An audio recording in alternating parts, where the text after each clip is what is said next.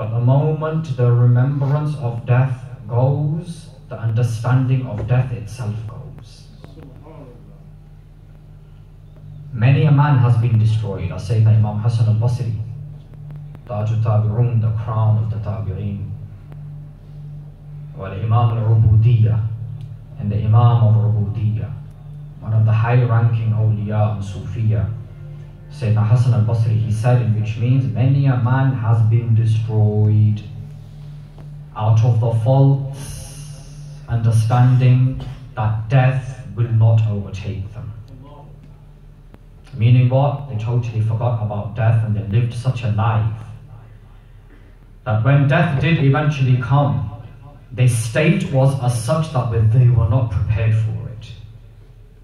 Fadilatul Shaykh who just spoke before me, he gave us a very beautiful reminder. Huzur Ziyar Ummat alayhi rahmah, when he was asked about death, he said, in which means that I'm ready to be taken, I know my Lord is content with me. To be at that station of tranquility, to be at that station of contentment where you're ready to face Allah. Illa mashallah, except for whom those who Allah has chosen. Only they are able to bring themselves to that understanding. I'm ready to stand in the proximity of Allah. This is something really deep for me and for you, for many of us. Are we truly ready to stand and be brought into account by Allah? And remember, you're counting. The account itself may take place on the day of Qiyamah, but your hereafter starts the moment the death overtakes you. Your hereafter has started. And death doesn't care how old you are. Death doesn't care who you are, what you are. The reality of death is as such, as our liege Lord and Master Sayyidina Muhammad sallallahu alayhi wa sallam alayhi wa ali said, those individuals have fallen into ghafla, heedlessness, who forget that death visits me and you twice a day. Twice a day, death visits me and you, every single one of us. Once during the daylight hours, once when it's dark. And when death visits us during the daylight hours, it says to us, live your life. But don't forget, one day it will be me and you. And during the darkness, when it visits us, it says, sleep peacefully. But don't forget, one day I'm going to put you to sleep permanently. Death itself. Death is a reality. In the celestial realm, it's a tangible reality. It's a physical thing. In this realm, it's a supernatural thing, almost unseen. You understand? It's almost unseen, supernatural. Something that we can't comprehend or understand. But it's such a reality. When it overtakes the physical body, it's as if you were never were. It's as if you've never been created. That's what happens to many a man and woman when death overtakes them. It's as if they were never created. Because they're not there anymore. The physical body itself starts to rot. Within 3 days, your nails are going to start falling. Because the blood has stopped flowing, enzymes and nutrients are not being carried around the body, your skin is going to start drying up and start peeling off. That hair that you would run to the barbers to have it slicked up and styled up, you understand? That hair is going to rot. Your eyelashes and your eyebrows, but even men today want to pluck their eyebrows, they're going to rot. Your ears that you would listen to, that speech or that music which would earn the displeasure of Allah, they're going to rot on you. That tongue which led you to so much trouble, where it couldn't be controlled, that tongue is going to start melting. It starts to melt. The pipe that runs down, where it didn't care whether it was halal or haram going down it, is going to start to melt. That stomach, which we were ever hungry to fill, doesn't matter what goes in, I need a munch. Doesn't matter how much, I need a munch. That's going to start to melt, and then every hole in the body starts to leak. After 3 days, this phenomenon starts to take place.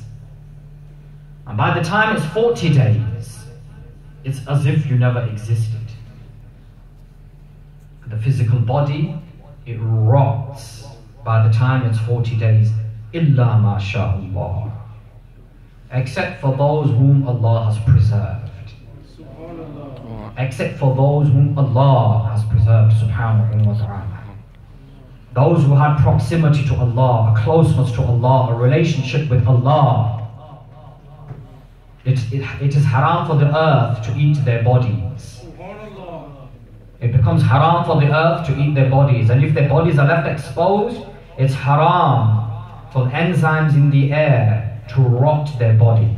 The body will not rot. But for many of us, the body is going to start to rot straight away. Death is such an ignorant thing. It doesn't care who you are, what you are, where you are. It is going to overtake me and you. But before that rotting process starts to take place, keep in mind, there's two types of individuals.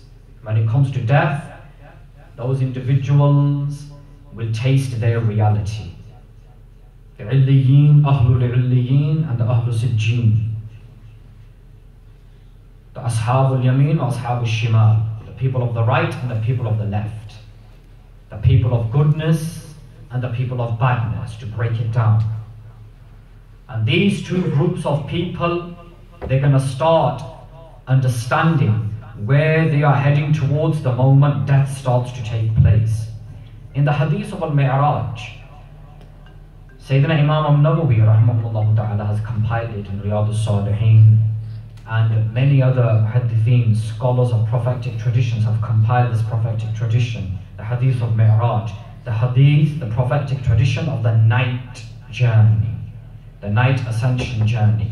Part of that hadith, part of that prophetic tradition, Sayyidina Nabi alayhi afdal salatu wa taslim, our leader and master, was in conversation with Sayyidina Musa alayhi salam. And Sayyidina Musa alayhi salam was asked by our lead Lord and Master Sayyidina Muhammad sallallahu alayhi wa sallam, what was death like? How was it? And Sayyidina Musa alayhi salam says to our lead and master, O Messenger of God, death indeed has its pangs. There's that which when it comes to take me and you, it's as if a silk cloth has been pasted upon a bush that is full of thorns, a silk cloth. And then that cloth is ripped. It turns to shred as it's being ripped. You understand? And part of the cloth sticks onto the thorns. Not all of it escapes. For some people, death will be like this. When the soul is being ripped out of the body, shredded. Al-Iyadu Billah, we seek Allah's refuge in that. Allahumma la tad'ana minhum. Allah not make me and you amongst those people. And then there's this type of death. It's as if water is being flowed out of a vessel, and it flows very easily and it's clear and beautiful. Allahumma ja'alna minhum. Allah make me and you amongst those people. Depending upon what your relationship was with Allah subhanahu wa ta'ala.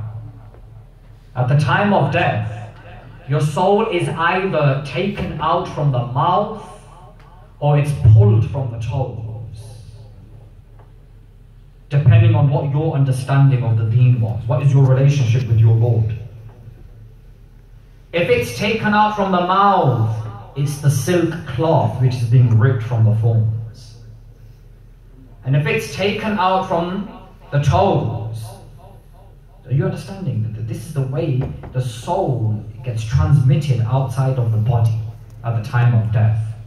And then, as far as the eye can see, there will either be black beings or beautiful white beings. The black are those angels that have come to take that individual